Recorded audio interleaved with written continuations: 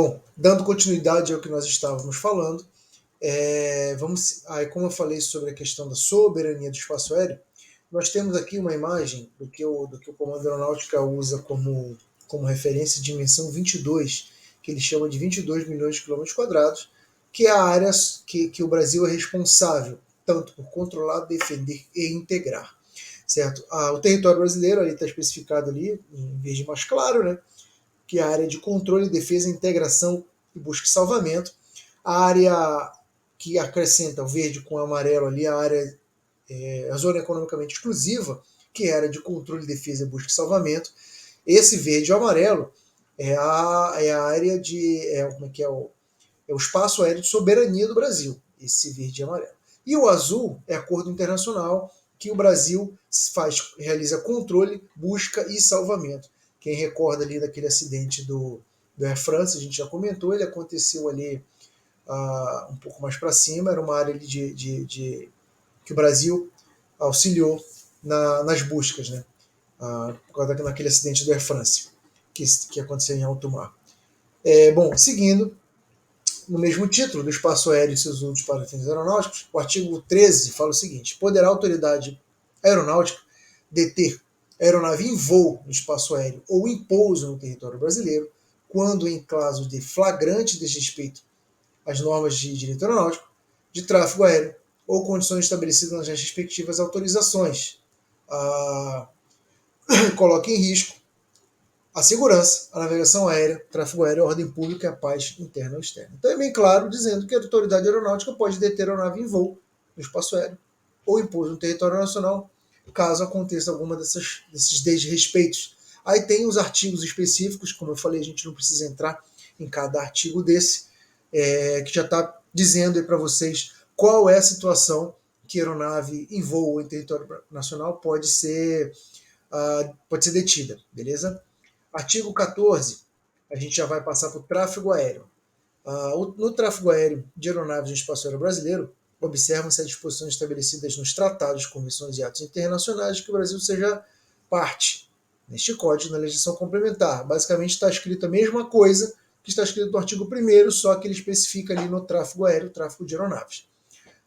Nenhuma aeronave militar ou civil a serviço de Estado estrangeiro ou por este diretamente utilizado poderá, sem autorização, voar no espaço aéreo brasileiro ou aterrissar no território subjacente. Então, essa situação foi o que eu havia falado um pouco antes, soberania do espaço aéreo,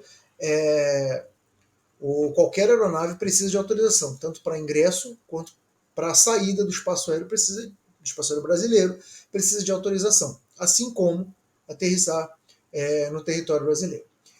E aí o parágrafo 5º eu coloco ali que são isentas de tarifas previstas no parágrafo anterior. O parágrafo 4º deve falar ali alguma coisa de isenção de tarifas. A aeronave pertencente a aeroclubes. Então você tem que lembrar que a aeronave pertencentes a aeroclubes estão isentas de tarifas. Beleza? Não pagam tarifas aeroportuárias, algumas tarifas ali de tráfego aéreo, de uso de auxílios aeronáuticos, auxílio à navegação aérea, elas não pagam, beleza?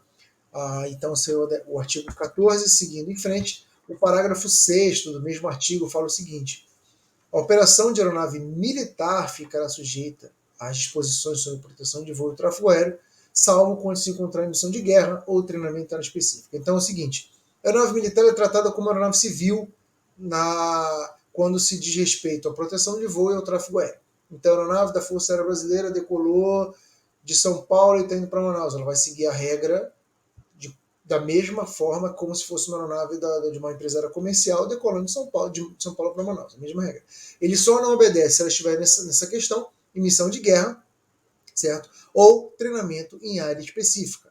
Então, treinamento em área específica, nós temos ali no litoral, na costa lá do Rio Grande do Norte, uma área de treinamento do Comando Aeronáutica, que é do CATRE, que é o centro de treinamento lá da base aérea de Natal, que é onde formam os pilotos de combate da Força Aérea.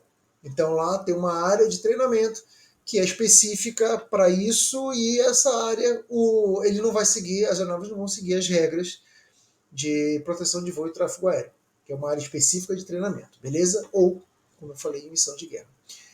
O artigo 16 fala o seguinte: ninguém poderá opor-se em razão de direito de propriedade na superfície ao sobrevoo de aeronave, sempre que este realize de acordo com as normas vigentes. Então, eu não posso, no quintal da minha casa, proibir uma aeronave de passar voando por cima. Não é porque o terreno da minha fazenda, eu tenho um terreno de uma fazenda, não quer dizer que sobre o terreno dessa fazenda eu posso proibir alguém de sobrevoar ali, desde que realize de acordo com as normas vigentes. Esse de acordo com as normas vigentes são regras que existem e as aeronaves têm que cumprir, beleza? E a gente para aqui e segue no próximo.